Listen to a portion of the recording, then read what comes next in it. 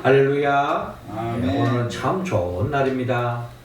하나님은 이 세상의 그 무엇보다 우리 예배를 가장 기뻐하십니다.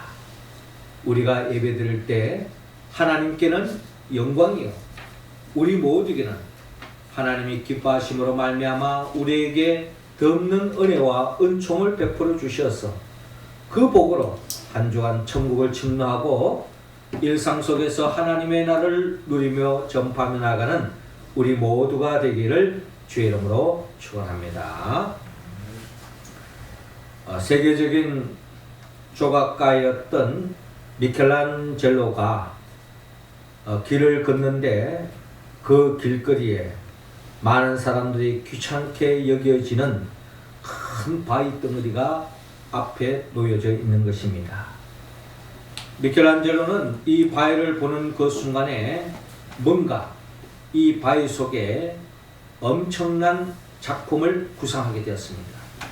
그래서 사람들을 불러서 그 바위를 미켈란젤로의 그 작업장으로 옮기게 되었습니다. 너무나 큰 바위였고 보통 사람들은 이 바위가 쓸모없는 바위로 생각되어져서 그 일이 너무나도 귀찮게 여겨졌던 것입니다. 그럼에도 불구하고 미켈란젤로는 이 큰 바위에 자기가 이 바위 속에 감춰져 있는 그 작품을 만들기 위해서 쓸데없는 돌을 다 쪼아서 긁어냈습니다. 그러면서 오랜 시간을 거쳐서 그 쓸모없게 보였던 큰 바위 덩어리가 우리가 잘 아는 미켈란젤로의 유명한 작품인 모세의 상을, 그 큰 바위에서 모세의 상을 작품이 나왔다는 이야기가 있습니다. 많은 사람들이 그냥 긁어치고 쓸모없는 별볼없는 큰 바위에 불과했지만 이것이 미켈란젤로의 손에 맡겨졌을 때에 결국 모세의 상, 시대를 뛰어넘는 걸작품이 나오게 되었다는 것입니다. 예수님의 제자들, 그들은 지난날의 삶을 돌이켜본다면 예수님 만나기 전에는 그저 물고기 잡는 어부에 불과했던 것입니다. 그러던 그가 예수님을 만남으로 인하여서 그들의 삶이 완전히 바뀌어집니다. 그들의 삶이 물고기 잡는 어부가 아니라 사람 낚는 어부로 바뀌어지는 것입니다. 결국 이 사람 낚는 어부, 사람 낚는 이 어부는 성경 전체적인 관점에서 헤아려 볼 때 이 사람 낚는 어부의 영적 의미가 뭔가 우리가 생각해 볼 때에 하나님께서 말씀으로 천지 만물을 창조하고 난 뒤에 하나님께서 아담에게 복을 주셨죠. 생육하고 번성하여 땅에 충만하라. 땅을 정복하고 다스리라. 그러니까 하나님께서 이 세상을 말씀으로 창조하신 후에 이 세상을 아담에게 이 세상을 관리자로서 아름답게 가꾸고 또 이 세상 속에서 복을 누리도록 아담을 불러 세웠다는 것입니다. 그런데 우리가 잘 알다시피 아담이 그 사명을 감당하지 못하고 선악을 알게 하는 나무의 열매를 먹음으로 결국 아름다운 세상을 일구는, 가꾸는 그런 사명을 감당하지 못하고 에덴 동산에서 쫓겨나고 말았습니다. 그러다가 하나님께서는 특별히 아브라함을 불렀습니다. 그래서 아브라함이 지난날 그 아담이 감당하지 못했던 사명으로서 하나님이 아브라함에게 너는 너희 본토 친척 아비 집을 떠나 내가 내게 지시할 땅으로 가라 라고 말씀하시면서 내가 너로 큰 민족을 이루겠다. 내가 너로 복의 근원이 되게 하겠다. 축복의 통로가 되게 하겠다. 너로 인하여 모든 사람들이 복받는 역사가 일어나게 하겠다 라고 하면서 아브라함을 불러 세웠던 것입니다. 그래서 아브라함의 후손으로서 이스라엘 백성들이 그 사명을 감당하려고 하나님께서 사명을 맡겨주었지만 궁극적으로 이스라엘 백성들은 그 사명을 온전히 감당하지 못했던 것입니다. 자, 그런 상황 속에서 하나님께서 독생자 예수 그리스도를 이 땅에 보내주셨습니다. 예수님이 이 땅에 오셔서 세례 요한으로부터 세례를 받고 난 뒤에 공생애를 펼치면서 예수님이 이 땅에 오신 목적을 누가복음 4장 18절에서 19절을 통하여 밝히고 있습니다.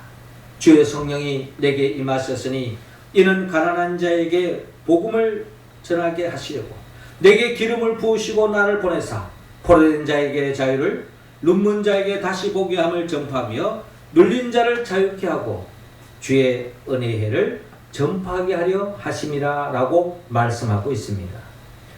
많은 사람들이 죄로 말미암아 눌려있고 참된 하나님의 나라의 복을 누리지 못했던 많은 사람들을 구원하기 위하여 예수님께서 친히 이 땅에 오셨고 예수님을 통해서 하나님의 나라를 다시 맛볼 수 있도록 하기 위해서 주님이 이 땅에 오셨다는 것입니다. 그런데 주님은 그 하나님의 나라를 열어가는 이 사명을 혼자서 홀로 감당하지 않으시고 제자들을 불러 모았다는 것입니다. 제자들을 불러서 그 제자들과 함께 하나님의 나라를 열어갔다는 것입니다. 결국 이 말씀은 우리에게 해당되는 말씀입니다. 주님께서 이곳에 주님의 몸된 교회를 세우시고 교회의 주님은 머리가 되시고 우리는 주님의 몸입니다. 우리 또한 주님으로부터 부름을 받고 아담이 감당하지 못했던 또 아브라함의 후손 이스라엘 백성이 감당하지 못했던 축복의 통로로서 사람 낚는 업으로서 우리를 불러주셨다는 것입니다. 자, 우리는 그 사명을 감당하며 살아가고 있는데 오늘 성경의 본문의 말씀은 그 사람 낚는 업으로서 베드로를 부르실 때에 이 베드로의 어떤 점을 보시고 주님은 높이 평가하며 그 점을 발전시켜서 사람 낚는 업으로 온전히 세워주셨다는 것입니다. 우리는 이 베드로의 어떤 면이 주님 보시기에 좋았는지 우리가 살펴보고 우리도 주님의 제자로서 사람 낚는 업으로 우리가 부름을 받은 것은 우리 가운데도 그러한 속성이 있다는 겁니다. 그것을 잘 발전시켜서 우리가 사람 낚는 법으로서 축복의 통로로서의 사명을 잘 감당하는 우리의 모습이 다 되기를 주님은 원하고 있습니다. 자, 그렇다면 주님은 이 시몬 베드로의 어떤 면이 좋았습니까? 하나님은 오늘 본문 3절을 통하여 우리 모두에게 섬기라고 말씀하고 있습니다. 3절 말씀 우리 같이 한번 읽겠습니다. 시작. 예수께서 한 배에 오르시니 그 배는 시몬의 배라. 육지에서 조금 떼기를 청하시고 앉아서 배에서 무리를 가르치시더니 아멘. 자, 오늘 성경 본문 누가복음 5장 1절을 보니까 무리가 몰려와서 하나님의 말씀을 들을세라고 기록되어 있습니다. 그러니까 예수님이 가는 곳마다 주님이 복음을 전파하잖아요. 그 복음을 통해서 하나님의 나라를 전파하고 있습니다. 그런데 지난 주일에 우리가 나눴던 누가복음 4장과의 말씀과는 너무나 대조적인 모습을 볼 수가 있습니다. 예수님께서 고향에 갔을 때에 고향 사람들로부터 배척을 받았잖아요. 주의 복음을 전가하는 그 예수를 참으로 은혜롭게는 생각하지만 요셉의 아들로서 그저 좋지 않는 시선으로 바라보았던 고향 사람과는 달리 예수님이 가는 곳마다 주님의 말씀으로 인하여서 은혜 받고 그 말씀을 통하여 하나님 나라의 비밀을 깨닫게 되어지는 사람들이 점점 많아졌다는 겁니다. 그래서 오늘 본문 1절에 무리가 몰려와서 많은 사람들이 몰려와서 하나님의 말씀을 예수님께 들으려고 몰려왔다는 겁니다. 그때 예수님은 게네사렛 호숫가에 서 있었습니다. 게네사렛 호숫가라는 것은 갈릴리 바닷가를 이야기하는 것입니다. 자, 갈릴리 바닷가에 호숫가에 배 두 척이 있는 것을 보시니 어부들은 배에서 나와 그물을 싣는지라 라고 기록되어 있습니다. 그러니까 많은 사람들이 예수님이 지금 갈릴리 바다 해변가에 지금 서가 있고 또 많은 사람들이 주님께로 지금 몰려오고 있고 그 바닷가 보니까 그 바닷가에는 마침 두 배가 거기에 정박되어 있는데 그 두 배가 그물을 싣고 있더라 하는 그 말은 뭡니까? 밤새도록 물고기를 잡고 본문의 흐름을 보면 밤새도록 한 마리도 잡지 못했던 것 같아요. 한 마리도 잡지 못하고 그저 그물을 이제 물에다 씻어서 다음에 또 출항할 때 서기 위해서 그물을 관리하고 이제 정리하고 있는 그런 상황을 볼 수가 있습니다. 자, 그때에 3절에 보니까 예수께서 한 배에 오르시니 그리고 이제 조업을 끝나고 이제 정리하려고 하는 그 한 배에 예수님이 올랐다는 것입니다. 그 배는 시몬의 배라. 마침 그 배는 주인이 시몬, 즉 베드로의 배였다는 것입니다. 그럴 때 그 배에 올라타서 예수님이 뭐라고 말씀하는가 하니 조금 떼기를 청하시고 이 배에서 좀 떼라는 겁니다. 그리고 앉아서 배에서 무리를 가르치시더니라고 기록되어 있습니다. 그러니까 예수님이 시몬 베드로의 배를 타서 그 배를 육지에서 조금 떼게 하시고 거기에서 앉아서 많은 사람들을 향하여 하나님의 말씀을 가르쳤다라고 하는 내용이 오늘 본문을 통하여 우리가 헤아려 볼 수가 있는 것입니다. 저는 갈릴리 바닷가에 가본 적이 있습니다. 보통 바다와 거의 같아요. 보통 바다도 마찬가지지만은 보통 바다가 육지보다 지면이 낮지 않습니까? 그런데 그 갈릴리 바닷가에 그 예수님의 있었던 거 보니까 그 해변가가 비스듬하게 이제 계속 이렇게 산으로 이제 올라갑니다. 그럼 사람들이 모이면 그 바닷가에 서 있는 예수님께로 몰려오면은 예수님이 말씀을 하시면 높은 곳을 향하여 이렇게 말씀을 전하게 되어집니다. 그런데 지금 저도 여러분들 설교할 때 마이크를 이용하는 것처럼 그 당시에는 마이크가 없었잖아요. 그러니까 예수님은 낮은 곳에서 높은 곳을 향하여 많은 사람들을 향하여 주의 말씀을 전하는데 효율적으로 하기 위해서 배를 타고 바다로 조금 나가서 거기에서 산을 향하여 말씀을 선포하는 겁니다. 그럴 때 더 많은 사람들이 하나님의 말씀을 들을 수 있는 거죠. 자, 그렇게 하기 위해서 예수님께서 어떻게 보면은 처음 보는 이 시몬의 배를 타고 배에서 조금 떼기를 요청했을 때에 결국은 이 시몬이 그대로 응했다라는 것이 오늘 본문을 통하여 우리가 헤아려 볼 수 있습니다. 자, 이 점이 바로 시몬이 예수님의 제자로서 사람 낚는 어부의 길을 걸어갈 수 있는 좋은 면을 주님이 보게 되어졌다는 겁니다. 그 좋은 면이 뭡니까? 여러분, 시몬이 밤새도록 일을 해서 물고기 한 마리 못 잡았어요. 여러분, 나름대로 수고하고 땀을 흘리는데 좋은 성과가 나오고 좋은 결과가 나오면요, 피곤한 줄 모릅니다. 그런데 밤새도록 물고기 잡고 이제 한 마리도 잡지 못하고 빨리 가서 쉬고 싶은 것이 심정인데 예수님께서 그 배에 올라타서 배를 조금 뛰게 하라.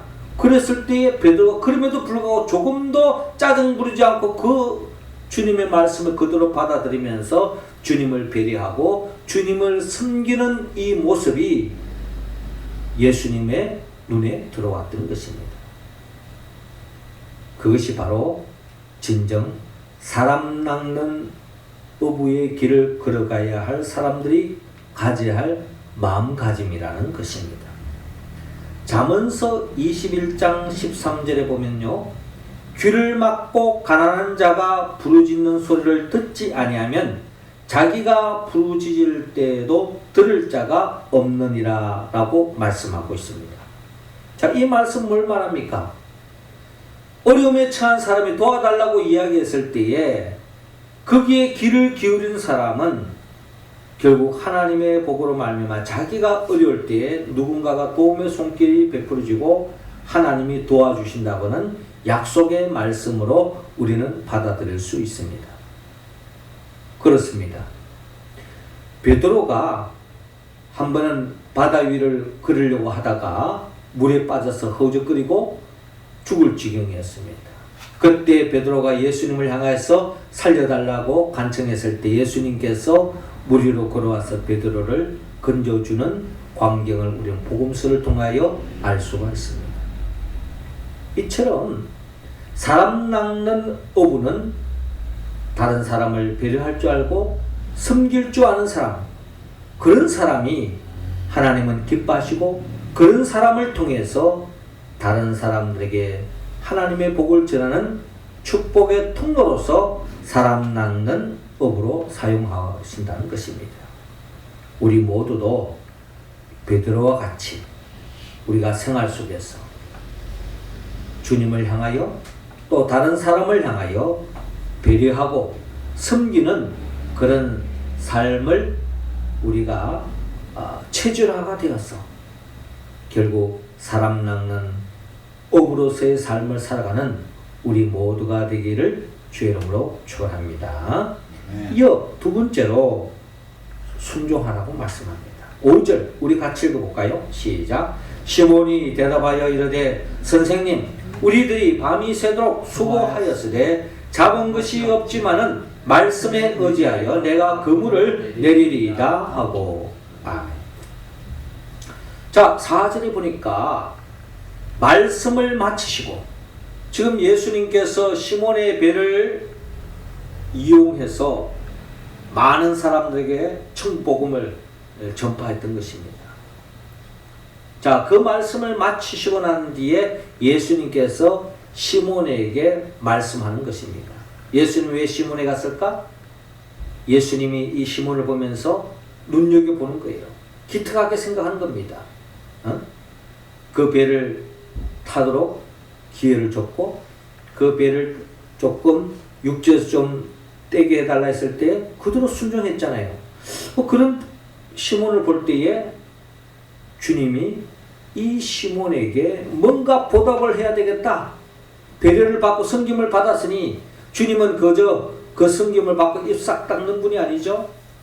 주님이 대접받았을 때 주님은 그 이상으로 복 주시는 분이에요. 그래서 주님께서 시몬에게 말씀하는 겁니다. 깊은 데로 가서 그물을 내려 고기를 잡아라 라고 말씀하는 겁니다. 주님이 말씀하시니까 뭐 이렇게 우리가 당연히 따라야지 라고 생각하지만 여러분 시몬 이 어릴 때부터 고기 잡았고 이걸 직업으로 삼고 물고기 잡는 데에 어떻게 보면 잔뼈가 굵어진 이 베드로의 입장에서 본다면 그 예수님의 말씀이 좀 황당하게 들릴 수가 있습니다. 그리고 밤새도록 그물 짓는데 한 마리 못 잡았는데 또 깊은 데서 가서 그물을 던지라고 했을 때에 우리가 밤새도록 그 짓 했습니다. 한 마리도 못 잡았어요 라고 이야기할 수 있잖아요. 그런데 이 시몬은 뭐라고 대답하느냐? 5절에 보니까 선생님 우리들이 밤이 새도록 수고하였으되 잡은 것이 없지만은 말씀에 의지하여 내가 그물을 내리리다 라고 말합니다. 그렇죠? 예. 이 베드로의 이 시몬의 마음을 우리가 그대로 읽을 수 있습니다. 밤새도록 잡아서 한 마리도 못 잡고 이제 완전히 뭐 그냥 지칠 대로 지쳐있고 피곤하고 말이죠. 만사가 그냥 귀찮은데 그렇지만은 주님의 그 말씀에 의지하여 내가 그물을 내린다. 순종하겠다는 거예요. 자, 어떤 결과가 생겨졌습니까? 6절에 보니까 그렇게 하니 주의 말씀에 그대로 순종했더니 고기를 잡은 것이 심히 많아 그물이 찢어지는지라. 그물이 찢어질 정도로 엄청난 물고기를 잡는 밤새도록 해가지고 한 마리도 잡지 못했는데 그물이 찢어질 정도로 고기를 잡았으니 이 만선의 기쁨은 이루 말할 수가 없습니다. 우리 기뻐하면 입이 찢어진다 하잖아요. 이 그물이 찢어질 정도입니다. 얼마나 많은 물고기를 잡았으면 얼마나 많이 잡았든지 그 그물을 다 거둘 수가 없을 정도예요. 그래서 7절에 이에 다른 배에 있는 동무들에게 손짓하여 와서 도와달라. 우리 힘으로는 이 엄청난 이 그물의 고기를 다 거둘 수 없으니 좀 도와달라는 겁니다. 그들이 와서 두 배의 체험에 잠기게 되었더라. 두 배의 체험에 잠기게 되었더라. 얼마나 많은 물고기를 담았으면 그 배가 물속에 잠길 정도로 완전히 만선의 복을 누리게 되어진 것입니다. 어떻게 이런 결과가 났습니까? 주의 말씀에 순종의 결과였다. 잠언서 2장 1절에서 2절에 보면 이런 말씀해요. 내 아들아 나의 법을 잊어버리지 말고 내 마음으로 나의 명령을 지키라. 그리하면 그것이 내가 장수하여 많은 해를 누리게 하며 평강을 더하게 하리라. 라고 말씀하고 있습니다. 한마디로 하나님의 말씀, 그 계명대로 살아가는 사람, 그 명령을 지키는 사람, 그 말씀에 순종하는 사람은 결국 하나님이 장수의 복을 준다. 장수는 어떤 사람이 할 수 있어요? 건강해야 장수할 수 있는 겁니다. 건강해야 장수할 수 있는 거죠. 근데 오래 산다고 다 복이 아니에요. 마음에 평강이 없으면, 마음에 평안이 없으면 오래 사는 것이 또 고역스럽습니다. 이처럼 하나님의 말씀에 순종하면 하나님께서 건강의 복을 주시고 마음의 평안을 주시고 한마디로 뭡니까? 행복한 삶으로 보장해 주신다. 시몬이 주의 말씀에 그대로 순종했더니 밤새도록 한 마리 물고기 못 잡았는데 그물이 찢어질 정도로, 배가 가라앉을 정도로 만선의 기쁨을 누렸다라는 것입니다. 우리도 그 복을 누릴 수 있기를 바랍니다. 우리도 그 복을 사모해야 합니다. 하나님의 말씀을 들음으로 끝나는 게 아닙니다. 하나님의 말씀은 얼마나 은혜가 되느냐, 그게 중요한 게 아니에요. 더 중요한 것은 내가 그 말씀에 순종하느냐, 하나님의 말씀대로 살아가는 그 인생, 하나님이 축복해 주신다는 겁니다. 우리는 원래 이틀 동안 새해부터 설날에 이르기까지 계속 복 받으세요. 새해 복 많이 받으세요. 어떻게 복을 받습니까?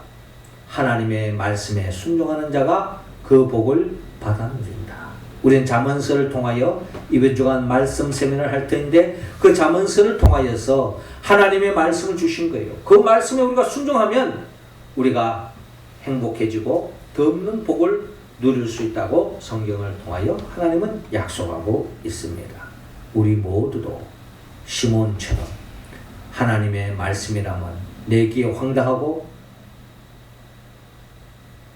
비합리적이고 비논리적이고 비성적이라 할지라도 그 말씀에 순종함으로 말미암아 하나님의 복을 챙기는 우리 모두가 되시고 그 복을 받아 누릴 뿐만 아니라 사람 낚는 업으로서 축복의 통로로서의 사명을 감당하는 우리 모두가 되기를 주의 이름으로 축원합니다.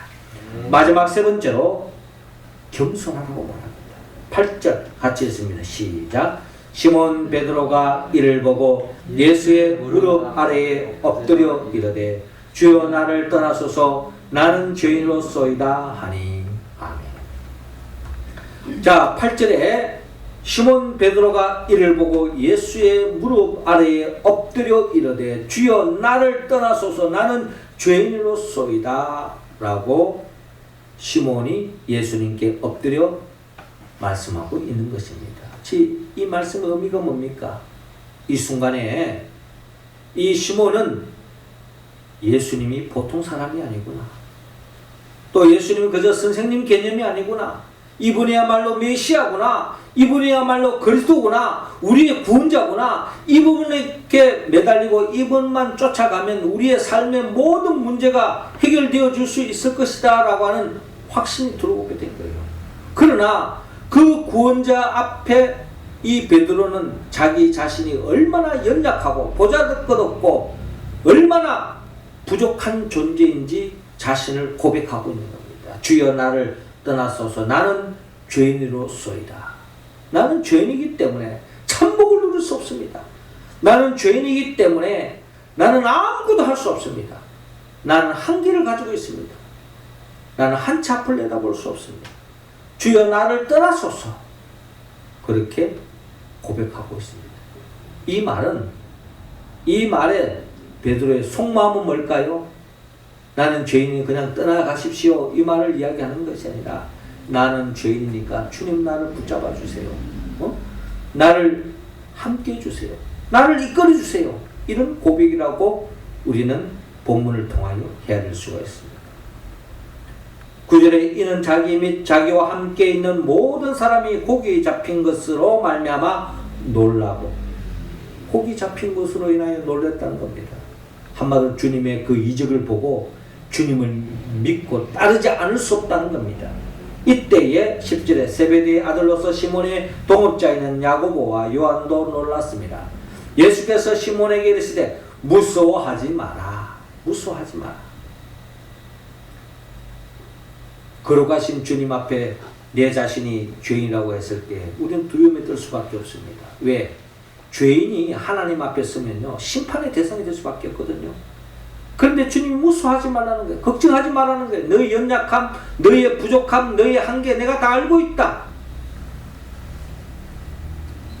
그럼에도 불구하고 무서워하지 말라는 말은 뭡니까? 내가 너를 함께하겠다. 내가 너를 지켜주겠다. 내가 너와 동행하겠다. 내 인생을 내가 책임져 주겠다.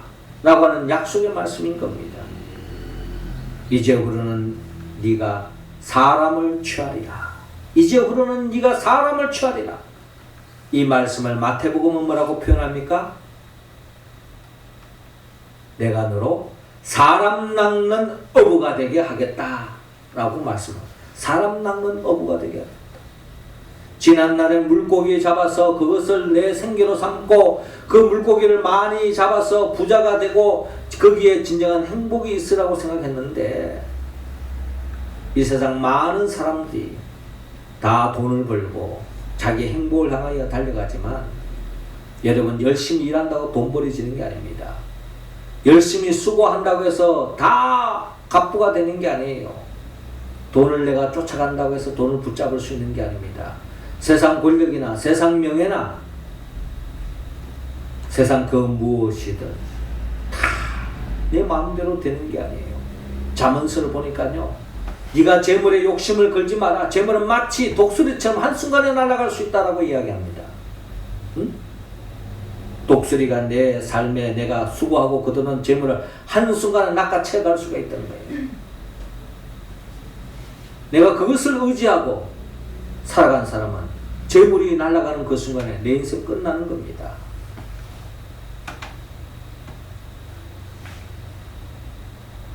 내 삶의 진정한 행복은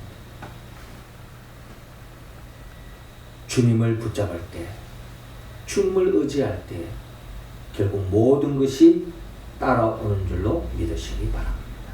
사람 낚는 업으로서 죽어가는 생명을 살리고 하나님의 복음을 전파하고 포로된 자에게 자유를, 눈먼 자에게 다시 보게 함을, 눌린 자를 자유케 하는 주의 복음을 전하여서 죄의 문제의 해결함을 받고 잃어버린 하나님을 나를 되찾게 하고 영생을 얻게 하는 이 죽어가는 생명을 살리는 이 사람 낚는 업으로서의 사명을 감당할 때에 모든 것이 따라옴으로 인하여 부족함이 없는 삶으로 하나님이 이끌어 주신다는 것입니다. 자, 그런 사람 낚는 업으로 세워주겠다고 말씀했을 때에 11절에 그들이 시몬 베드로뿐만 아니라 오늘 본문에 나타나고 있는 시몬의 동업자 야고보, 요한도 함께 배들을 육지에 대고 모든 것을 버려두고 예수를 따랐다 라고 오늘 성경에 기록되어져 있는 것입니다. 언제 주님이 베드로에게 내가 너로 사람 낚는 어부가 되게 하겠다라고 말했습니까? 베드로가 주여 나를 떠나소서 나는 죄인으로서이다. 나는 부족한 존재입니다. 철저하게 주님 앞에 자기의 연약함을 고백하고 자기의 부족함을 고백하고 주님을 의지했을 때 한마디로 겸손한 사람을 하나님은 들어서 서기를 원하십니다. 하나님은 교만한 자를 싫어하십니다. 겸손한 사람. 하나님이 없이는 내 인생은 아무것도 아닙니다. 주님을 철저하게 의지하는 사람. 그런 사람을 주님은 제자로 삼고 그런 사람을 통해서 하나님의 나라의 일꾼으로 세운다는 것입니다. 잠언서 18장 12절에 사람의 마음에 교만은 멸망의 선봉이요 겸손은 종기의 앞잡이니라 라고 말씀합니다. 이번 주간에 우리가 잠언서 말씀 세미나를 할 터인데 잠언서 18장 12절에 사람의 마음에 교만은 멸망의 선봉이라고 했어요. 하나님 없이도 살 수 있다. 하나님을 뭐 필요하냐? 하나님 없이도 내 인생 내가 책임질 수 있다. 하나님을 믿는 내 주먹을 믿어라 하는 사람. 교만한 사람이죠. 이런 사람은 멸망에 앞장선다는 겁니다. 멸망길에 가장 빨리 달려가는 인생들의 특징이라는 거예요. 그러나 겸손한 사람. 하나님 없이 나는 살 수 없습니다. 하나님이 도와주지 않으면 나는 아무것도 할 수 없습니다. 내 건강, 내 소망, 내 꿈, 나의 행복, 하나님이 함께하지 않으면 모든 것이 무너질 수 없습니다 하고 철저하게 주님을 의지하는 그 겸손한 사람. 하나님은 그런 사람을 들어쓰시고 그런 사람들에게 복을 더해 주신다는 겁니다. 이 시몬이요, 훗날 어떻게 됩니까? 이런 겸손한 모습을 보고 주님이 이 베드로를, 시몬을 들어쓰시는데 이 시몬이 천주교에서는요, 신앙에서 가장 최고의 영적 권위자를 누구로 이야기합니까? 교황을 이야기합니다. 이 초대 교황이 바로 시몬 베드로라고 카톨릭에서는 이야기합니다. 시몬 베드로가 초대 첫 번째 교황이다. 물고기 잡는 어부에 불과했던 이 베드로가 영적 최고의 권위를 갖는 초대 교황이 될 수 있었던 것, 그것은 바로 겸손의 결과였다라는 것입니다. 주여 나를 떠나소서 나는 죄인으로서이다. 주님이 없이 나는 아무것도 할 수 없다는 것을 고백하고 겸손한 사람, 하나님은 그런 사람을 통하여 쓰시는 것처럼 우리 또한 주님 앞에 겸손하여서 주님 앞에 더 크게 쓰임받고 주님의 은혜로 주님으로부터 존귀함을 받는 모든 사람들이 부러워하는 그런 인생길을 살아가는 우리 모두가 되기를 주의 이름으로 축원합니다. 사랑하는 성도 여러분, 주님은 우리 모두가 예수님의 제자처럼 제자의 길을 걷기를 원합니다. 사람 낳는 어부가 되기를 원합니다. 축복의 통로가 되기를 원합니다. 그러기 위해서는 주님을 섬겨야 합니다. 또 주의 말씀에 순종해야 합니다. 그리고 주님 앞에 겸손해야 한다는 것입니다. 어떻게 우리가 이 말씀에 온전히 응답할 수 있습니까? 성령의 도움이 없이는 할 수 없습니다. 성령은 예수 그리스도의 영이죠. 예수님이 누구입니까? 예수님은 말씀으로 천지만물을 창조하시고 인간의 몸으로 오셔서 우리의 모든 죄를 대신 짊어지고 십자가에 못 박혀 죽으시고 부활하시고 성천하시고 그리고 지금도 우리에게 보혜사 성령을 보내주셔서 성령의 도우심으로 주의 말씀에 응답해가는 우리들에게 이 땅에서 한날을 맛보게 하시고 천국을 소망하게 하시고 가까운 날에 영원한 하나님의 나라 새하늘과 새 땅으로 인도하게 하여 재림하여 오실 예수 그리스도 그분의 영 보혜사 성령의 도움을 받아서 시몬 베드로처럼 우리도 주님을 섬기고 주의 말씀에 순종하고 주님 앞에 겸손함으로 사람 낚는 업으로 부름을 받고 축복의 통로로서의 사명을 감당하는 우리 모두가 되기를 주의 이름으로 축원합니다. 기도하겠습니다.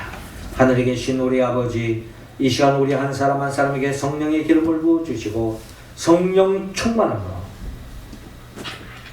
주님을 섬기듯 이웃을 섬기게 하려 주옵시고 주의 말씀에 순종하고 주님 앞에 겸손한 삶을 살아서 사람 낚는 업으로서 축복의 통로로서의 사명을 감당하는 우리 모두가 되게 하여 주옵소서. 예수님의 이름으로 기도드립나이다. 아멘.